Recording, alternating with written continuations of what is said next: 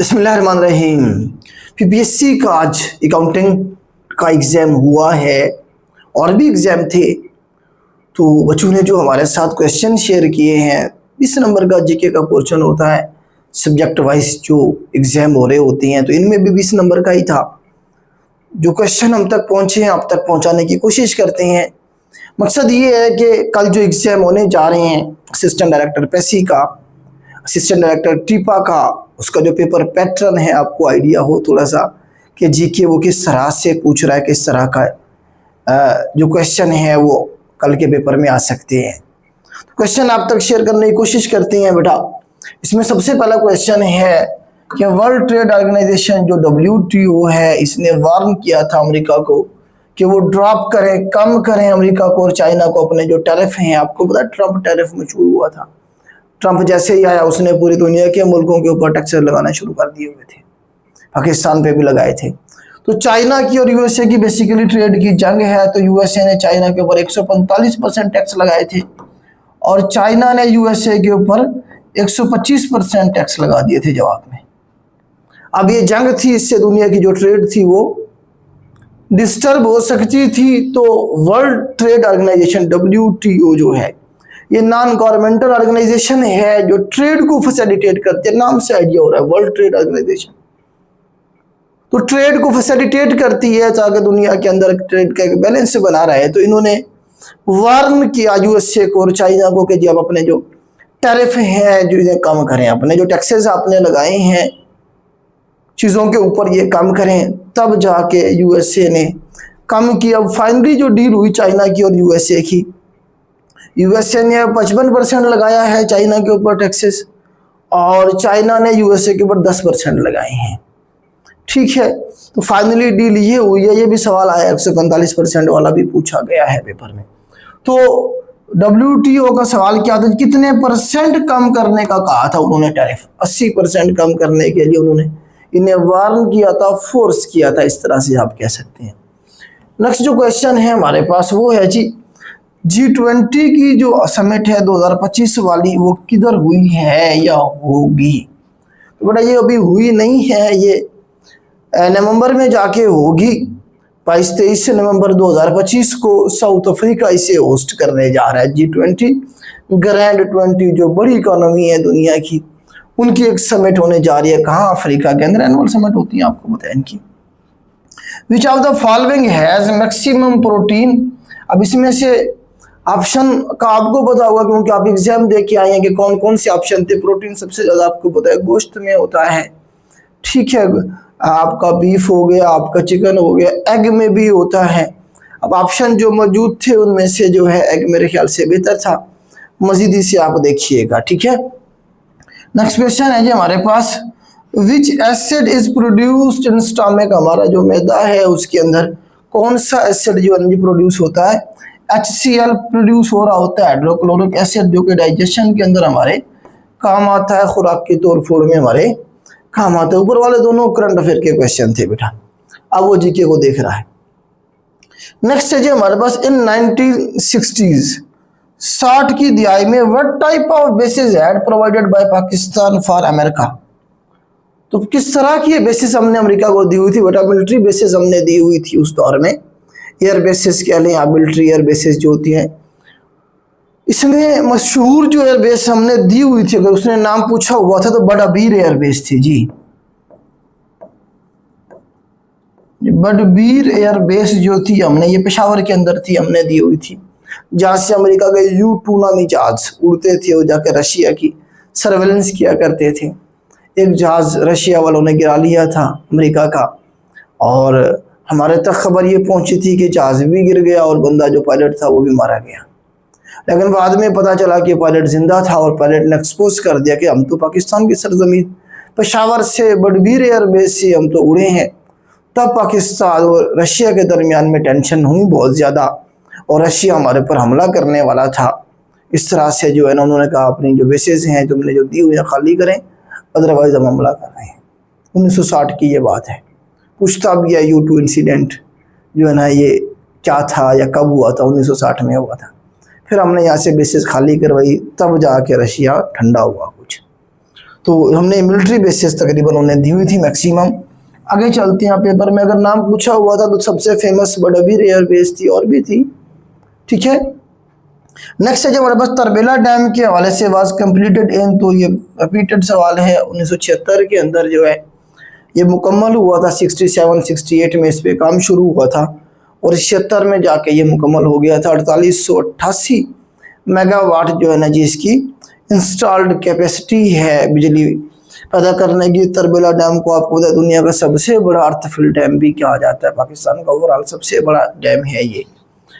Native का synonym पूछा हुआ था बेटा, नेटिव होता है किसी जगह का रहने वाला, भासी एंडेमिक कह लें इसे आप। ठीक है, मतलब है कि जिस तरह अमेरिका के जो आप कहें कि नेटिव जो लोग थे, जो बाशिंदे थे ओरिजिनल, उन्हें हम क्या कहते हैं, रेड इंडियंस कहा करते थे, जो कि अब ऐसा ऐसा ख़त्म हो गए।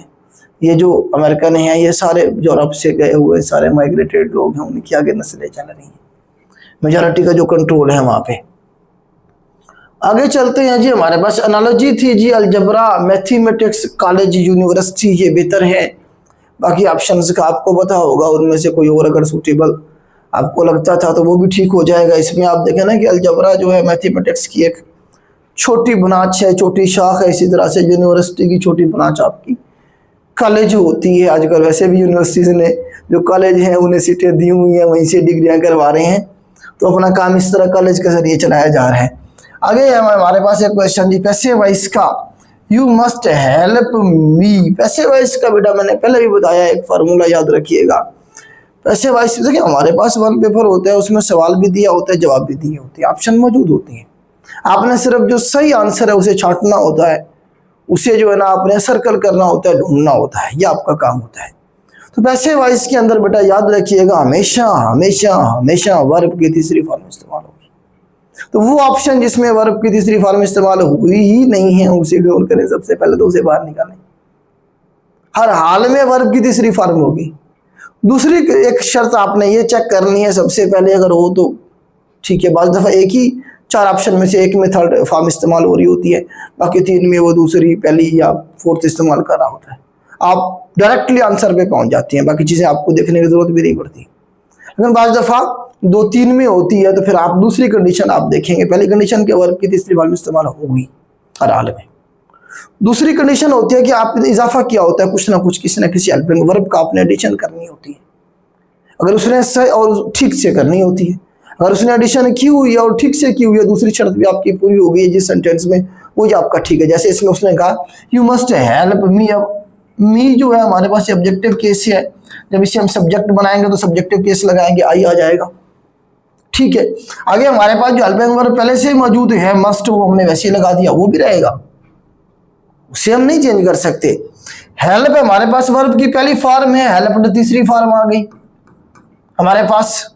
ठीक है, बाय आ गया, बाय के बाद यू जो था हमारे पास सब्जेक्ट, ये क्या बन गया, ऑब्जेक्ट बन गया बाय, हमारे पास यू एंड पे दोबारा आ गया। अब ये बी क्या है हमारे पास, ये हेल्पिंग वर्ब है जिसका हमने इजाफा करना होता है, दूसरी कंडीशन है ये। ठीक है, मस्ट के साथ हम बी का इजाफा कर सकते हैं। हमारे पास जो मॉडल वर्ब होती है उनके साथ हम मैक्सिमम जब हमने तीसरी फॉर्म लगानी होती है तो हम क्या करते हैं, उनके साथ हम बी का इजाफा कर देते हैं। ठीक है, तो इस तरह से आपका ये क्या बनेगा, कैसे वाइस बनेगा। नेक्स्ट है जी हमारे पास correct the sentence, the both sisters are in 9th class. The both नहीं होता बेटा, सिर्फ बोथ होता है। ठीक है, both sisters are in 9th class में हमारे पास ये इस तरह से आ जाएगा इसमें। Who has won 555 consecutive matches, तो जहांगीर खान जो ने स्क्वैश प्लेयर था जी, ये बड़ा ज़बरदस्त किस्म का, तो इसका रिकॉर्ड रहा है, इसने 6 जो है ना आप देखें कि वर्ल्ड ओपन और 10 के करीब इसने जो है ना आप देखें कि ब्रिटिश ओपन जो है ना इसने जीते हुए थे। ज़बरदस्त किस्म का प्लेयर पाकिस्तान का रहा है। जहांगीर खान अक्सर पूछता है कौन सी स्पोर्ट्स के साथ एसोसिएटेड है, तो ये स्क्वैश के साथ एसोसिएटेड थे।